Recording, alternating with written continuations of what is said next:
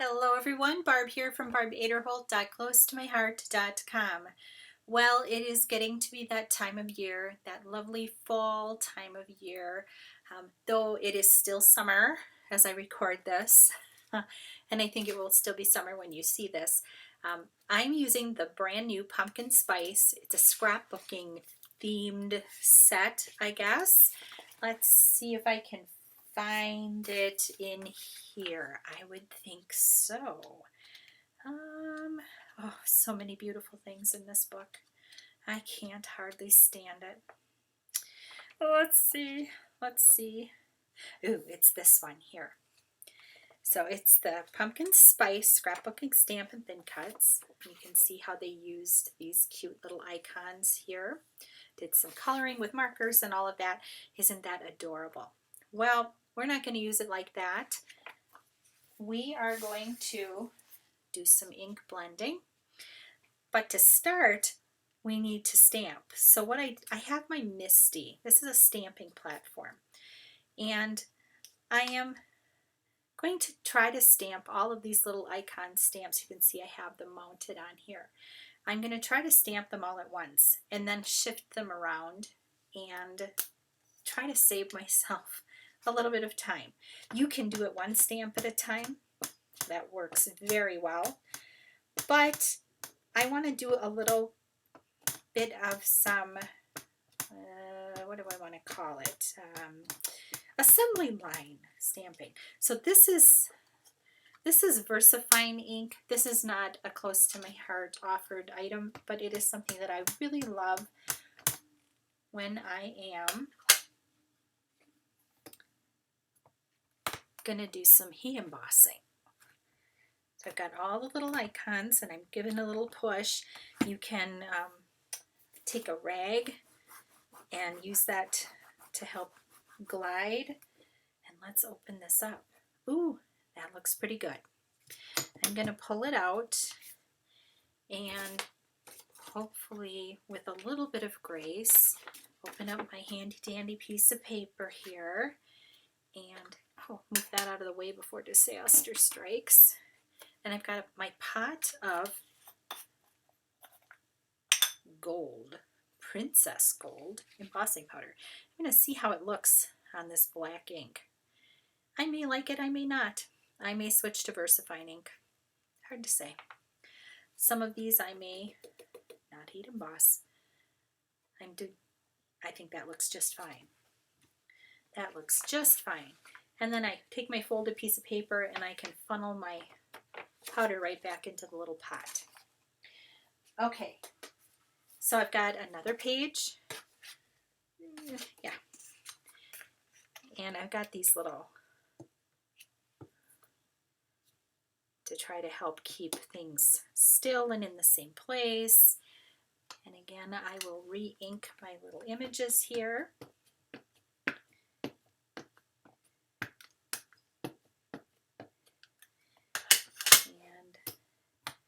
Again, give it a nice press and a rubberoo.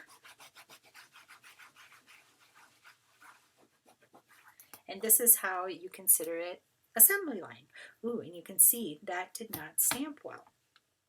So I can get back in there, do a little CPR action on here, lift it up. And that's why I like to use my stamp platform for things like this, because then if I do have an issue, the little images are all lined up. And I don't have to try to eyeball line it up. That is not always successful for me. So there you go. That gold on there looks really nice. And again, funnel.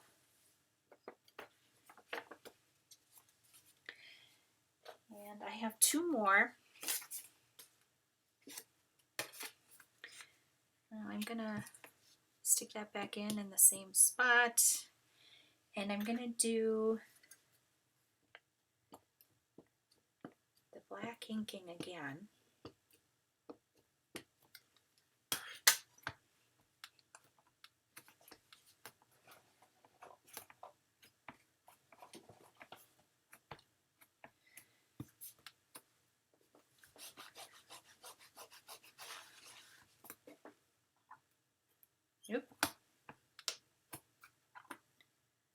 go. This time I'm going to use the clear.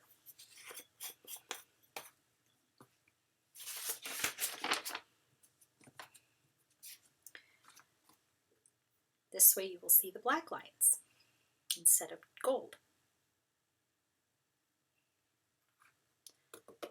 But they'll have a little glossy texture to them. Right now they look dull, but when you heat that embossing up, it will look glorious. And again, funnel my powder back into the little pot, and one more.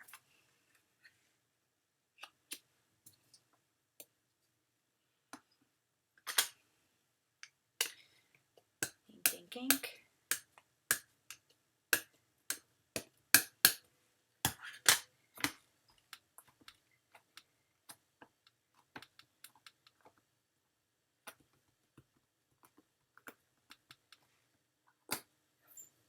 Nice. Nice, nice, nice. And again, we'll sprinkle the clear on here.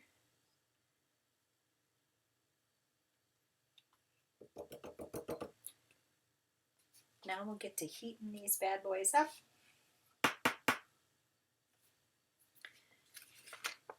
After I put my powders away.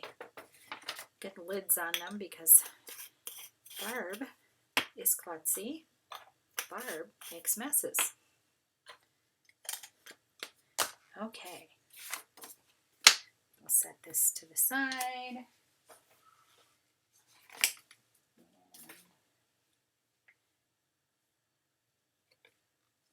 I've got my heat gun. It's going to be noisy, but it'll be fine.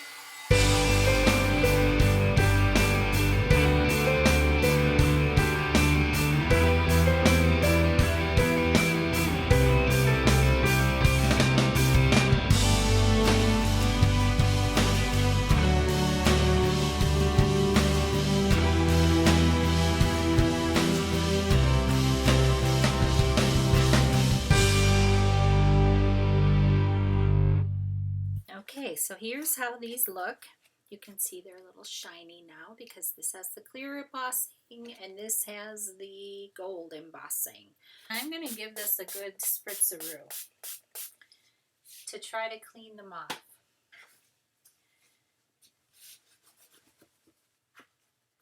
I'm using an old rag and just getting that ink off of there and cleaning them up so that I can move on to the next part. And they're stained. That's just the sign of a good quality stamp. That means that ink really sticks on there and it's really working for you. So don't let that staining bother you. It is not the end of the world. Okay, so I'm going to put this down here. And I'm going to start to move my little images.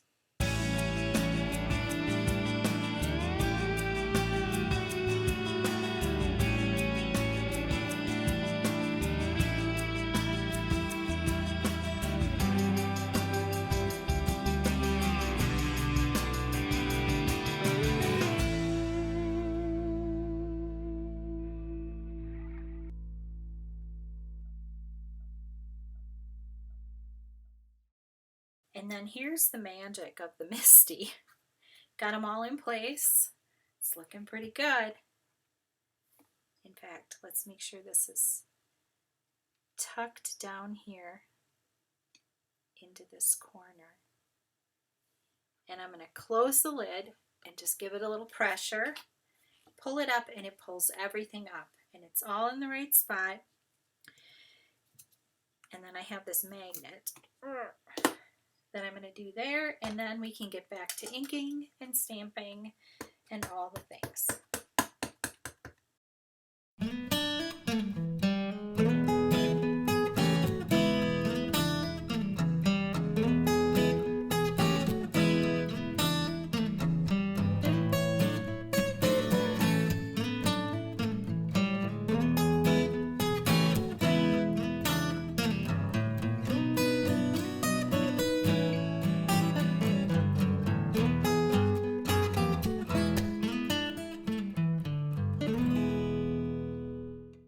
Okay, well, as I decided to move ahead with the next phase of what I'm working on here to make these backgrounds, I realized as I was pulling out my Distress inks that I did not have an ink pad for my new worn lipstick.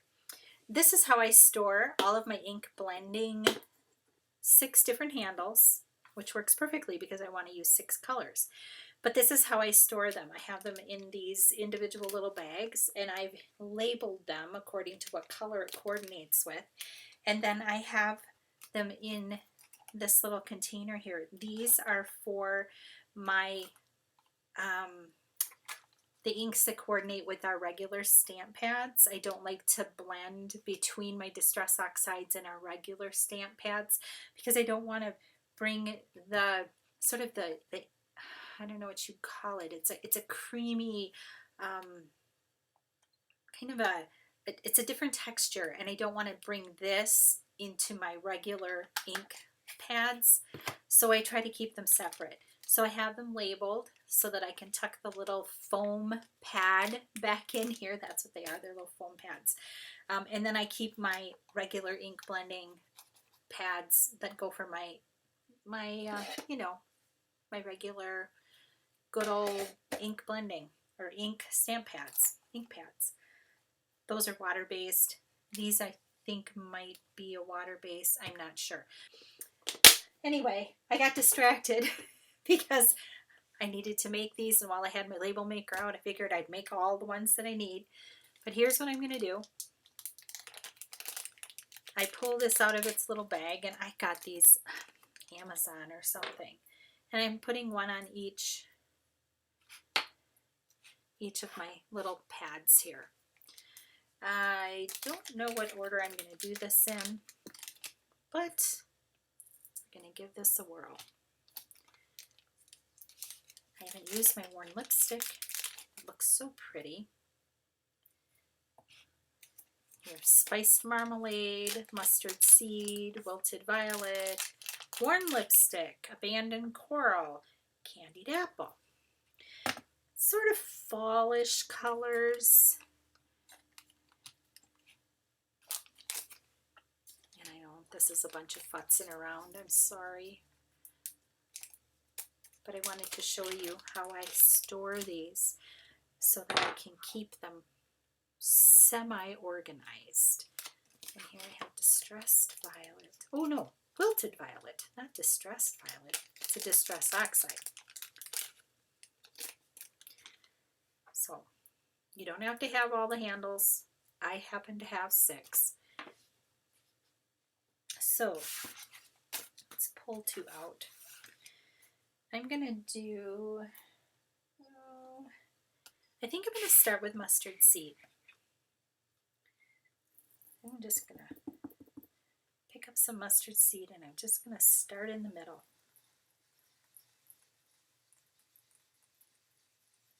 Just like that. And next I think I'll do spiced marmalade.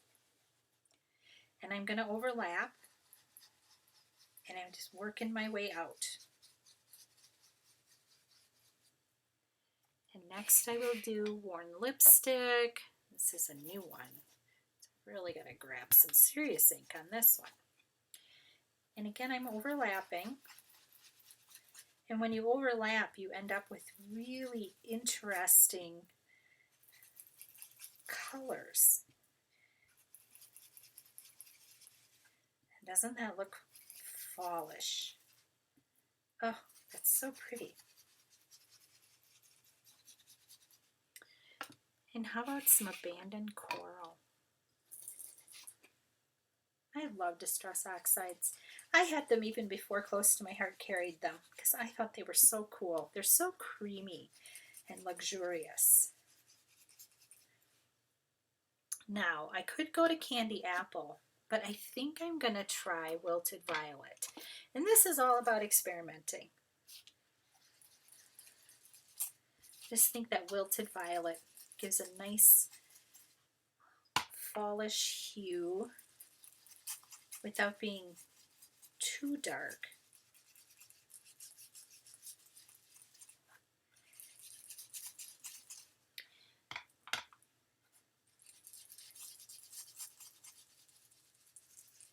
just keep blending it out. If you don't like how it looks, keep blending. You will get there.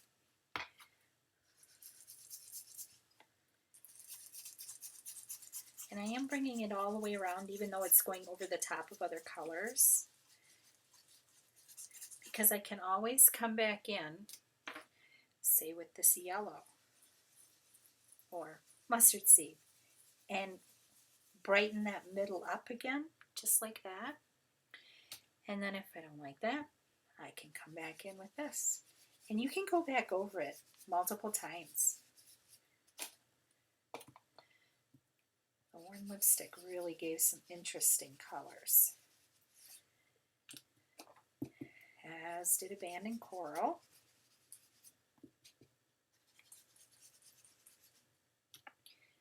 And want to darken up those edges just a little bit. Isn't that pretty? Now I'm going to take a cloth and I'm going to do a little buffing to get the ink off of the embossing. And it should shine it up so it has a little bit of a shimmer. Just like that. Isn't that a pretty background? Wow. I took those backgrounds, I created 2 other ones. So you can see these are the ones that I did more of a spotlight in the middle and worked my way out circularly. And then I decided to try stripies. I like them both equally well. And then I grabbed the Hey There Pumpkin sentiment off of that stamp set. So right here, Hey There Pumpkin. And I heat embossed it on black paper with white embossing powder. I trimmed down my hand stamped background and made it 4 by 5 1/4, leaving me a 4 1/4 by 5 1/2 inch panel on the back of it, just to give it a little something something there, just to really show off that beautiful ink blending. So I hope you will get out your embossing powders and your heat gun and your distress inks and give yourself a little fun time making your own background papers. Find any stamp set that has some smaller icons, or if you are interested in this stamp set, it is available. It is in our newest catalog, our new 2-month catalog. It is also available with a set of dies. This just happens to be the stamp set. But if you'd like the dies to cut those little images out, that's there too. I hope you enjoyed this video. Thank you so much for stopping by. Have a blessed, crafty day, and I will see you next time.